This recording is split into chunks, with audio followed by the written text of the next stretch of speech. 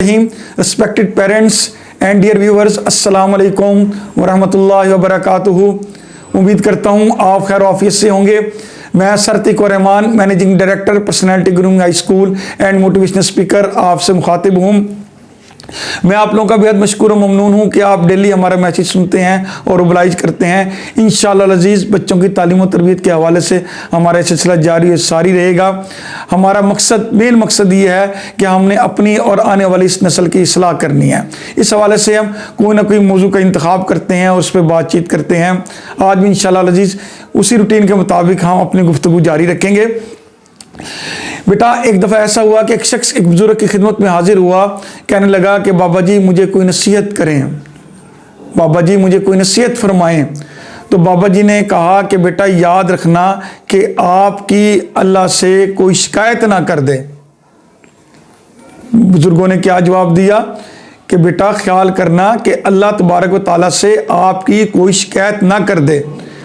बेटा बेशक नसीहत दो जुमलों में है, लेकिन ये एक बहुत बड़ा पैगाम है इन दो जुमलों में कि हमने खल्के खुदा का ख्याल करना है, हक़ूक़ुल इबाद का ख्याल करना है। इस हमारी ज़ात के हवाले से किसी को दुख और तकलीफ़ ना पहुँचे।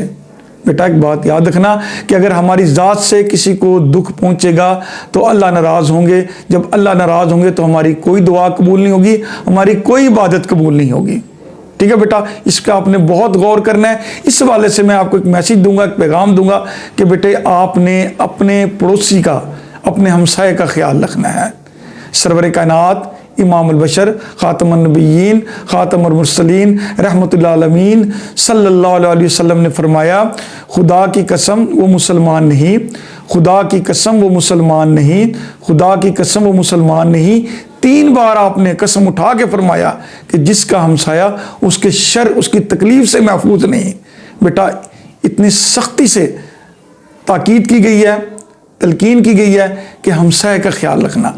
तो मैं अपने बहनों बेटियों भाइयों से गुजारिश करूंगा कि बेटा हफ्ते में नहीं, कम से कम महीने में एक बार हमसाये के बारे में मालूमात ज़रूर लें कि वो किस हाल में है, किस हालात से दो चार है, वो किसी दुख में तो नहीं है, किसी तकलीफ में तो नहीं है। बेटा इस बात पे आपने ख्याल करना है, गौर करना है। देखें आज हम ऐसे हालात से गुजर रहे हैं कि हमें नहीं पता कि हमारे पड़ोस में कौन रह रहा है, हमें खबर ही नहीं है।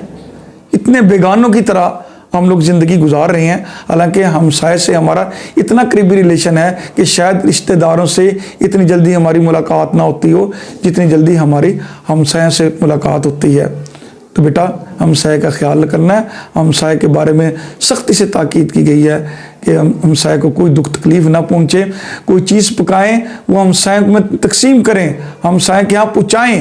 बेटा अखलाकी तौर पे भी कि जब आप ऐसा करेंगे तो एक दूसरे के दिलों में जगह पैदा होगी, मोहब्बत पैदा होगी, दोनों पड़ोसी एक दूसरे का ख्याल रखेंगे, वहाँ एक बड़ी खुशगवार फ़ज़ा पैदा होगी। बेटा मेरी इस बात पे आपने अमल करना है, इसको नज़रअंदाज नहीं करना है। अपनी ज़ात से पड़ोसी को तकलीफ़ नहीं पहुँचानी, सुख पहुँचाना है। वो कहते हैं ना, दुख दोगे तो दुख मिलेगा, सुख दोगे तो सुख मिलेगा।